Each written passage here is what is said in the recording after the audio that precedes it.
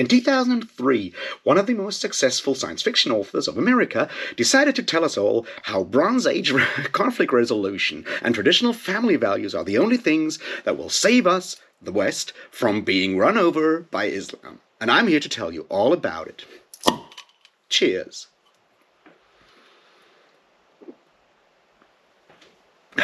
Welcome back, everybody, to The Downfall of Dan Simmons. And this is episode 5 of this ongoing series where we look at the science fiction novels of Dan Simmons to find out how he ended up as a right-wing nut job when he started out so promising with a Hugo win for his first sci-fi novel, Hyperion.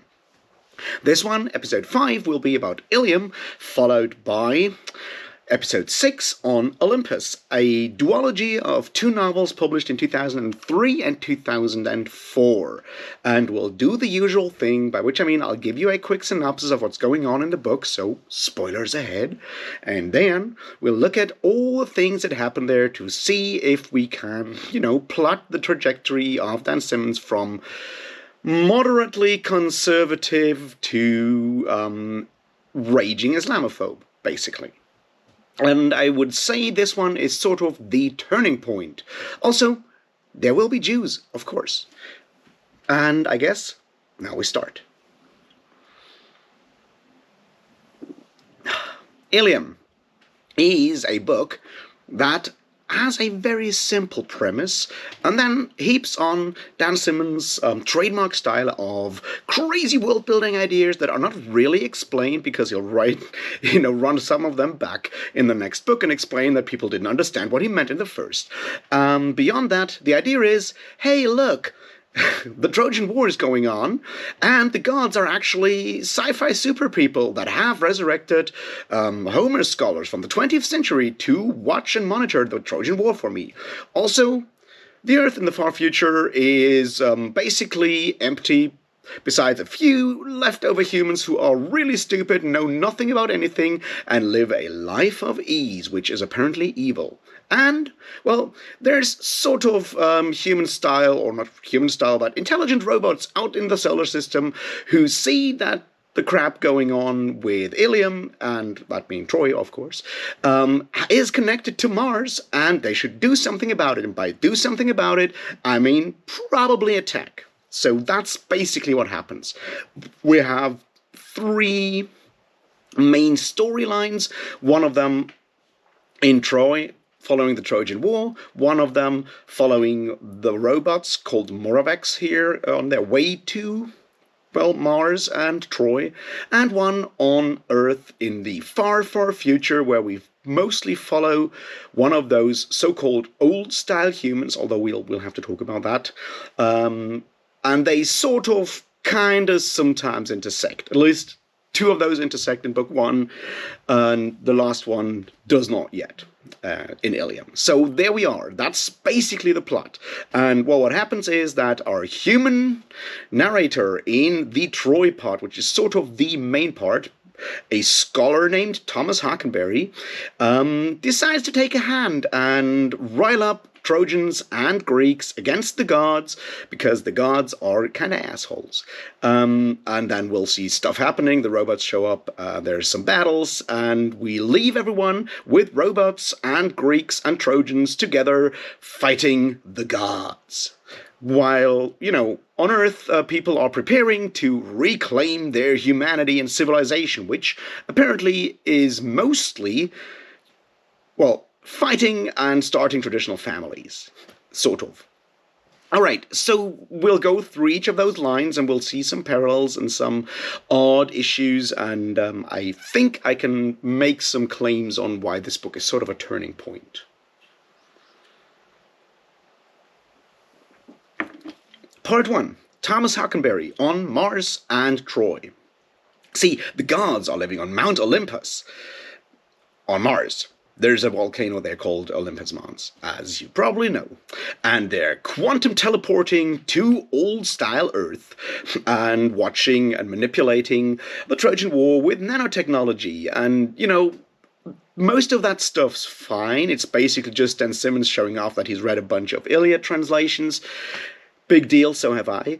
And using fancy technobabble to make it sound sci-fi. We see all of this through the eyes of Thomas Hockenberry, first person narrative, so I guess it's supposed to be unreliable, but mostly it is, him, displaying scenes from the Iliad, adding some more like contemporary language and swear words and shit, because apparently that's important for free speech and whatnot, and otherwise complaining about the libs.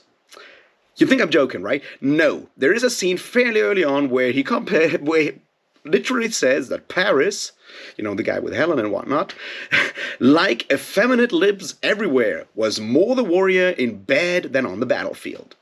That's a more or less accurate quote here. I'm not quite sure about the battlefield, but you know what I mean. So here we go.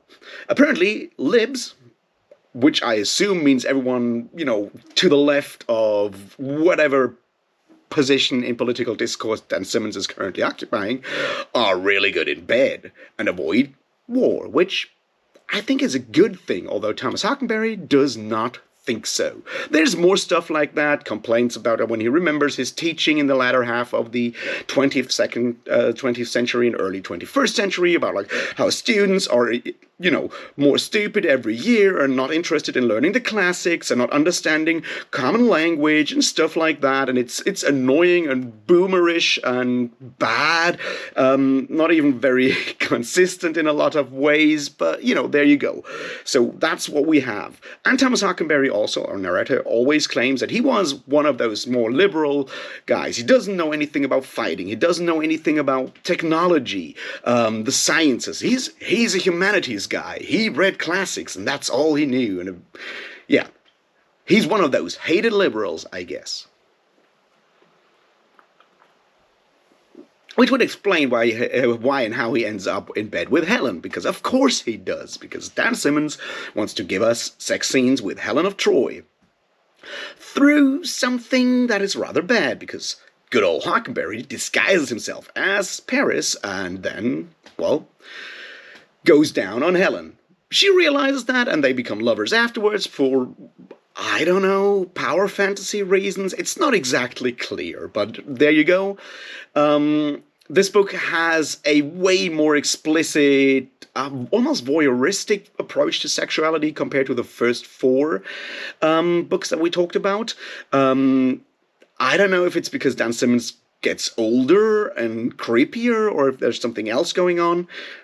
But yeah, we get more cringy descriptions of the female anatomy than we got before. So yeah, it is kind of unnecessary. Anyway, so Hockenberry, when he's not complaining about the USPS workers, who are apparently lazy, students who are apparently not as well read as he is, or liberals who are apparently not as manly as he wants to be, is finding ways to, for reasons that are not really clear, get, Hector and Achilles to hang out together and attack the gods, which he does through some trickery with the help of a lot of Trojan women, and succeeds, which is okay as a plot device. I think you could do a lot of interesting things with that. You could tell a narrative about, rebellion against our betters, overthrowing the power structure, and so forth, but this is still Dan Simmons, and we're not exactly getting there. On the side, we get some weird conversations on whether there is homosexuality between Patroclus and Achilles, and the very important information that both Patroclus and Achilles are not circumcised. Now, why this is important, I don't know, but it is mentioned explicitly. You can thank me for this information.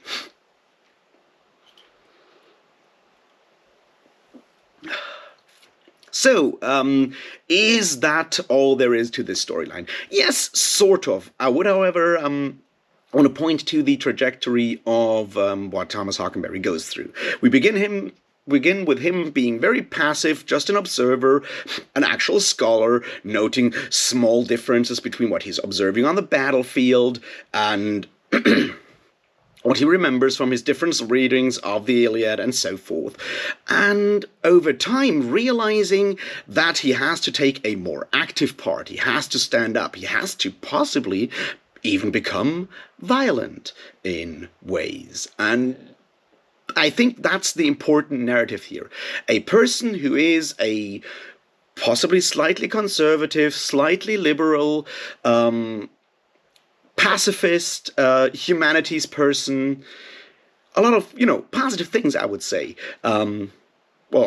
Except the conservative and liberal part, but you know what I mean, has realized that he has to actually take an active part in the fates of man, or otherwise things will go downhill. It doesn't really matter that his motivation is just that apparently the muse that he has to work for wants to kill him, and we don't even know why. It's never explained. She just wants to kill him at some point, so he goes off and fights for his life by railing up all the humans and sacrificing them in a war against the gods, which is probably a clever idea. We get a quick aside where he takes one of his colleagues and teleports him to 1200 BCE Indiana, I guess.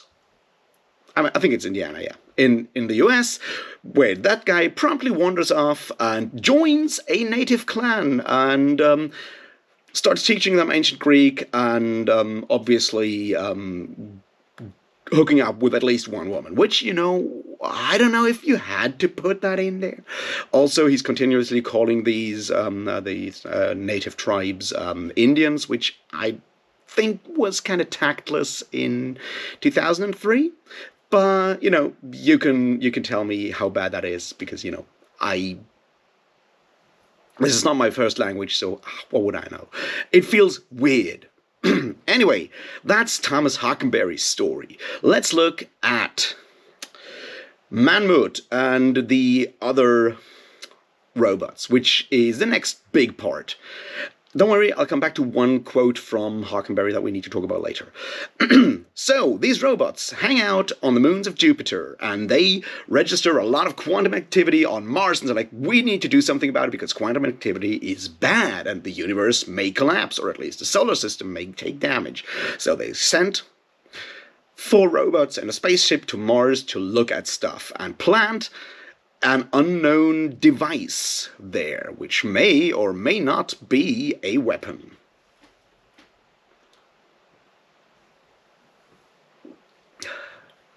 Well, one of our main characters here is Manmut, who is a robot who rides around in his submarine on Europa and reads Shakespeare's sonnets, because apparently all these robots, those Moraveks, are interested in all kinds of old earth culture and stuff. And he's a huge fan of Shakespeare, a bit of a Shakespeare scholar. And his best friend is Orpheus, and his best friend is a bit of a Marcel Proust scholar. So we get a lot of exposition where Dan Simmons can show us that he's read Shakespeare and that he's read Proust, or at least summaries of Proust.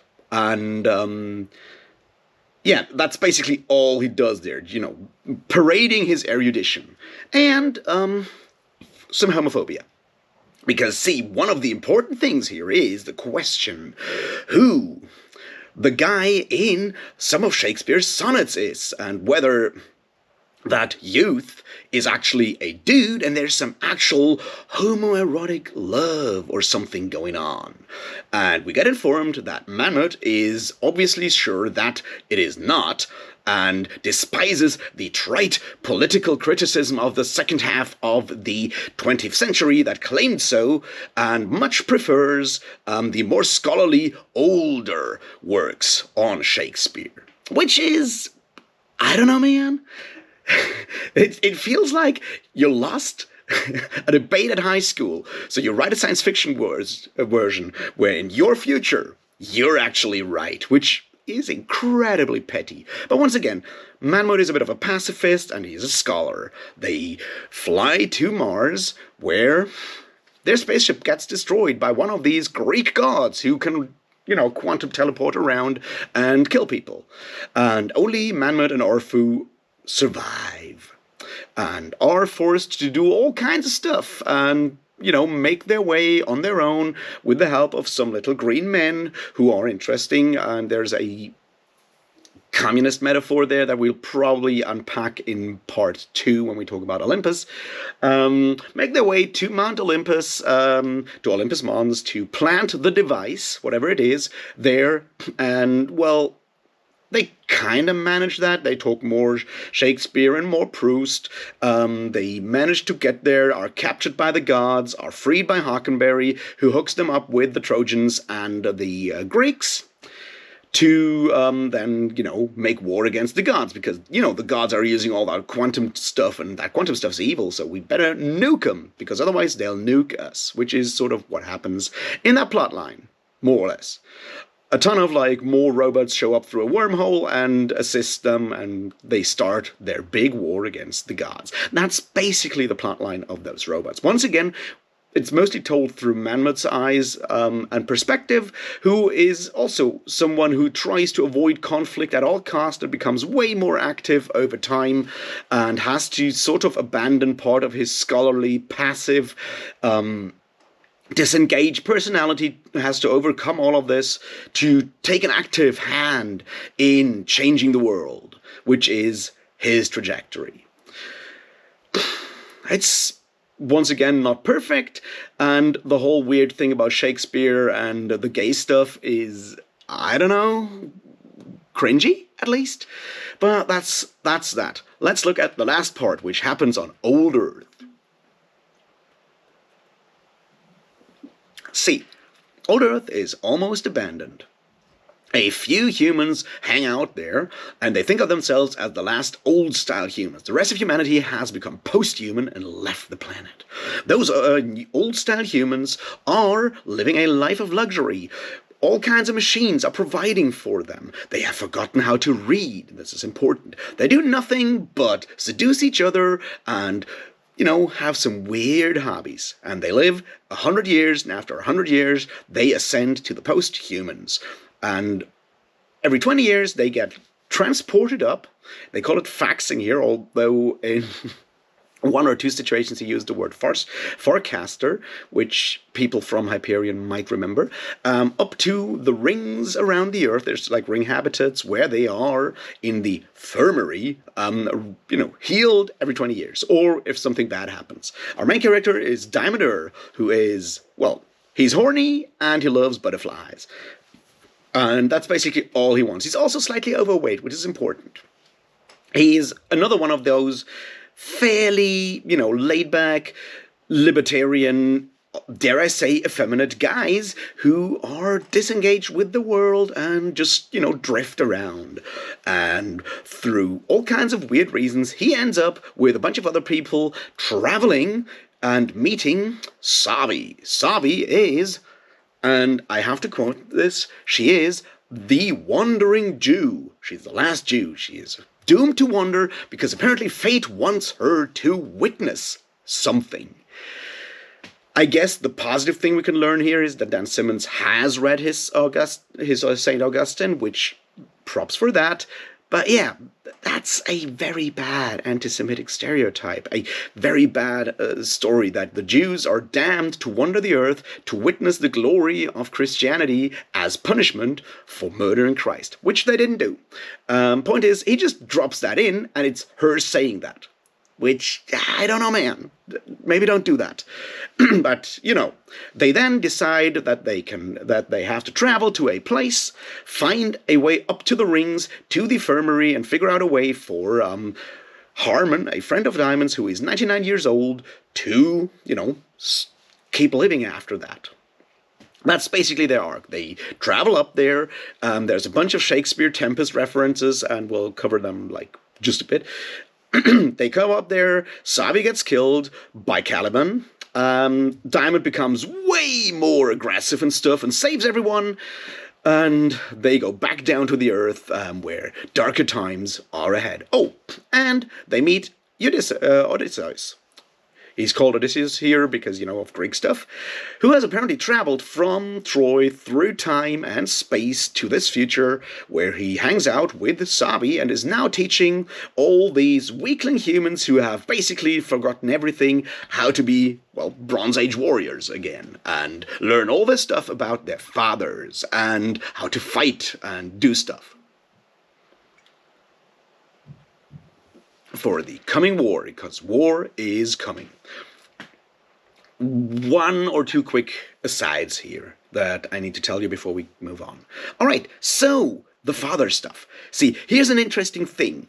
In this far future, not only do people no longer know how to tell stories or read books or anything really, they just, watch entertainment and drift through their lives, stunned by the media, cared for by technology. Fucking weaklings. No, it's also the case that women decide whom to have kids by, and they don't even tell the fathers. So no kid has an actual father, which is apparently really bad. And everything went downhill when recreation was actually handed the women.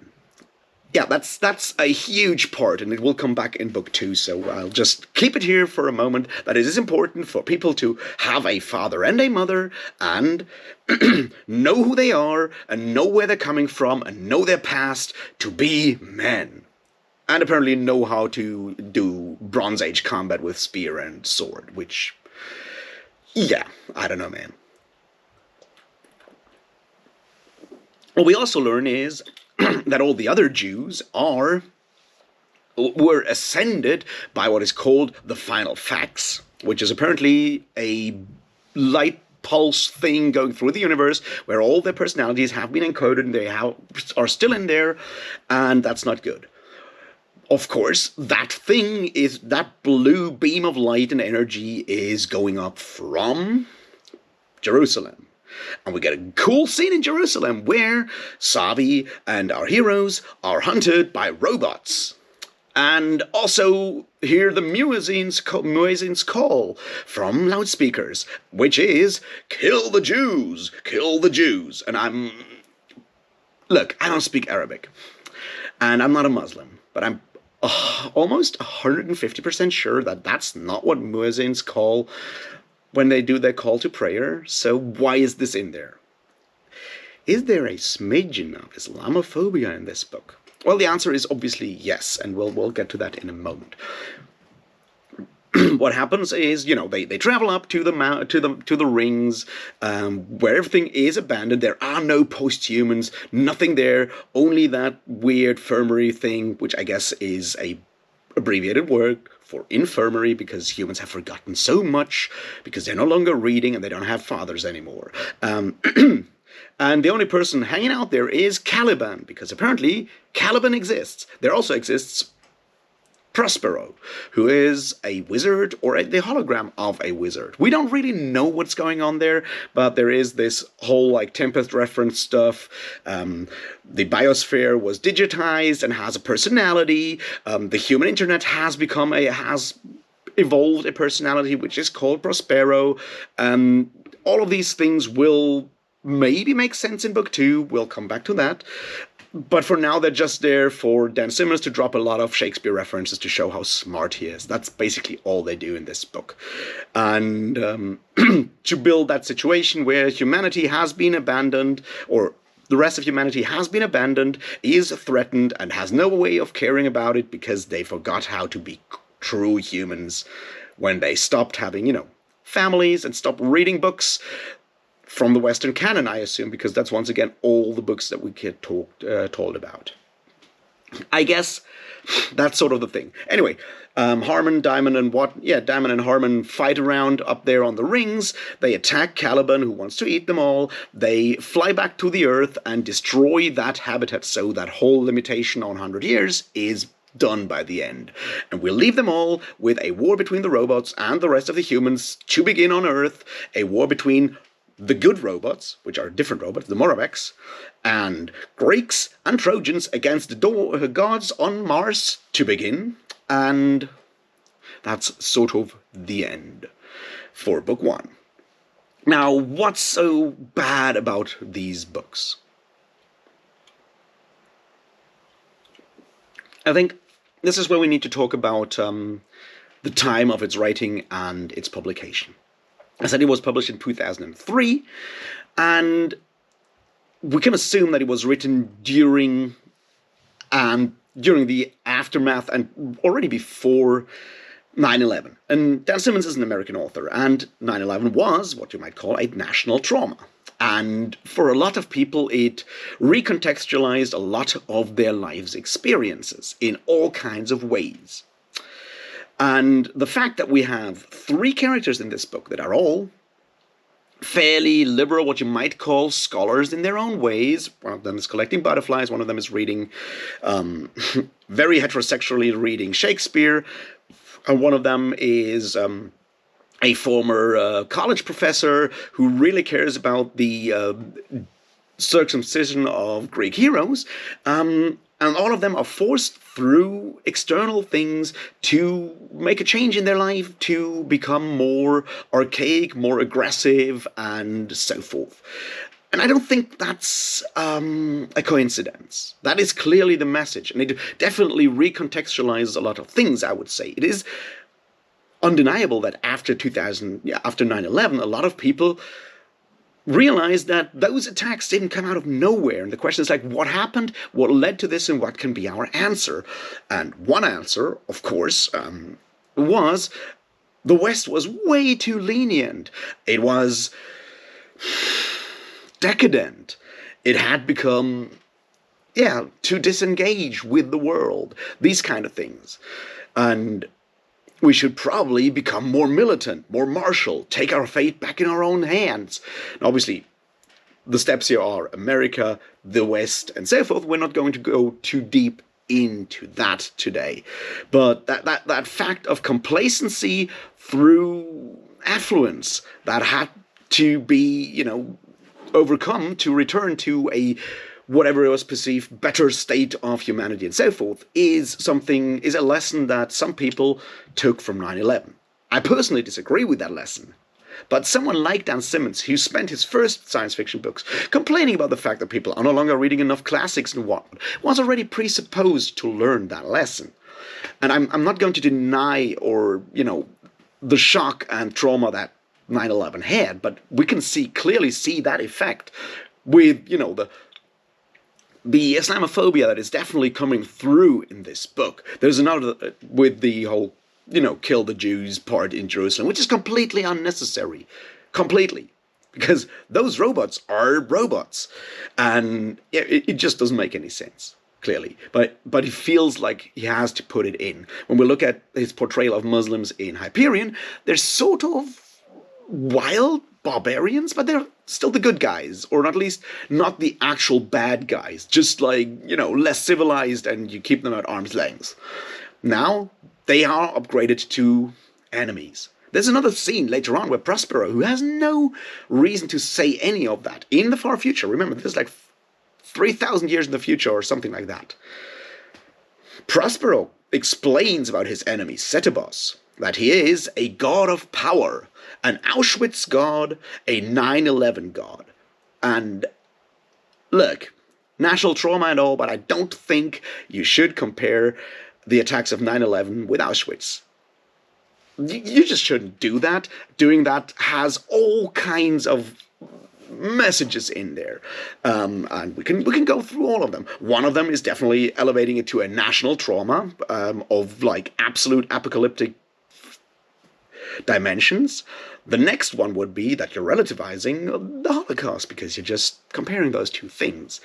The next one would be that you're taking the perpetrators of both things, that one atrocity and that one attack, and you're basically putting them on the same level, which, Nazis and Islamist terrorists are not the same thing. But all this is added in a situation where it would not have to be mentioned. Actually, none of the people in that conversation even know what 9/11 was or what Auschwitz is, because they're obviously far in the future and have forgotten to read books and stuff, which is apparently really bad. So, I guess it is important to see how that happens. And you look at the rest of the book, that recontextualizes or is a lens through which the entire book is written. The Earth and humanity are basically fucked. They are helpless because they have become so complacent. And signs for complacency are a lack of respect for the written word, a lack of respect for the Western canon, our past, where we come from. Interestingly enough, all the people described there are white. And obviously the breaking of the traditional family model, the idea that fathers exist and that men should have a part in that, and it's not women who should decide when to get pregnant and whom by. That seems to really bug Dan Simmons a lot. And it is clear that with, Odysseus, gods, I need to learn how to say that name, Odysseus, teaching them how to make swords and stuff, and Harmon, that old guy, and the woman that Diamond wanted to, knock up in the beginning of the book, are actually now starting an actual first family again after millennia of that terrible whatever. See, that's clearly a message there. That is clearly the way Dan Simmons sees the world, and he sees us, or saw us in 2003, clearly on the way down that trajectory. That's why he starts with Hockenberry's Remembrance from like the 20th century, and all these libertarians and the political correctness police coming after him if he would, use the word Achilles girls, which are slaves, of course, and which I guess makes no sense, because why would you? Stuff like that. It builds up. He clearly sees our timeline heading towards that place where humanity, Western humanity, white humanity, is completely helpless. And I can understand where that paranoia comes from, and I think it fits into the trajectory of his writing career, but it's something that I strongly disagree with. I also want to leave you with another amazing part that just shows how bad it has already become in this book. See, Thomas Hockenberry talks to the Trojan women. When he first talks to them, what he has done, they capture him, they strip him, they tie him down, and they question him. One might call it torture. And one of them does that with the time-honored method of holding a knife to his balls and threatening to cut them off if he doesn't say the truth, which is a scene that I guess we all have read before. Maybe not with a bunch of women doing that to a dude, but maybe a bunch of dudes doing that to a dude. Anyway, the point is, we get a scene where he looks and describes from his first-person perspective all the women in the room, which are all characters from the Iliad. And he only describes their eyes to, convey their personality or emotions and stuff. And he starts with Theano, who is the one with the knife at his balls. And he starts and calls her eyes the North Sea blue-gray of a true believer of a Waffen-SS man. Which, I don't know if true believer and Waffen-SS soldier are good comparisons. I'll just leave it there and tell you about the rest. So, we get all the women described, and then the paragraph ends when he offers to tell them everything. It's like, spending only a short moment thinking about the feminist blade at my nether regions. So why is that of Theano's feminist blade at my nether regions? So why is that blade feminist? Would it be like a men's rights activist blade if a dude had been torturing him? I don't think so. And that shows us something of how Dan Simmons' worldview has changed over these books, and especially at this point. He sees the enemies of white, mostly conservative, Western humanity, which is in decline because of all these things, the forces of liberalism. He sees those enemies as actual enemies. It's not like they just we're moving in the wrong direction. There's actual enemies who actively do that. And those are the political correctness police, feminists, people who see homoerotic elements in Shakespeare's poetry, and so forth. And that, I think, is the big step of Ilium compared to what we saw in Hyperion, all the books from Hyperion to Rise of Endymion, where he was bemoaning the state of the world. This time round, he's fairly clear who the enemies are, and the message is that complacent, conservative scholars who live in a life of, gathering knowledge and possibly even some, benefits and whatnot, should actually get off their arses and become primitive men again to fight against that, or otherwise the Muslims will come for us, which, no, they don't. So yeah, I think it's important to look at where he goes from there. I know where he goes from there, but I think it's important to accept the fact that a book being written around the years 2001, 2002 will have that impact. And it's important to see that the events of 9/11 had a paradigm-shifting impact on large parts of Western discourse, worldwide global discourse, I guess, and American discourse in particular.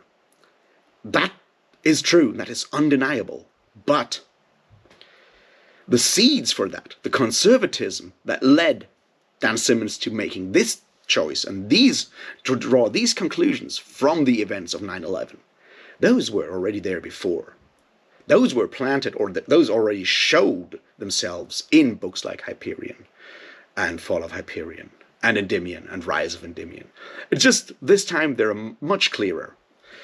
Anyway, that's all for now on Ilium. Thanks for watching. Let me know what you think. Like, subscribe, share. Join the Patreon if you want. I would really appreciate that. But mostly I'm interested in your thoughts on the matter. And yeah, I'll see you in the next one when we talk about where this part of the series ends with Olympus. And until then, cheers.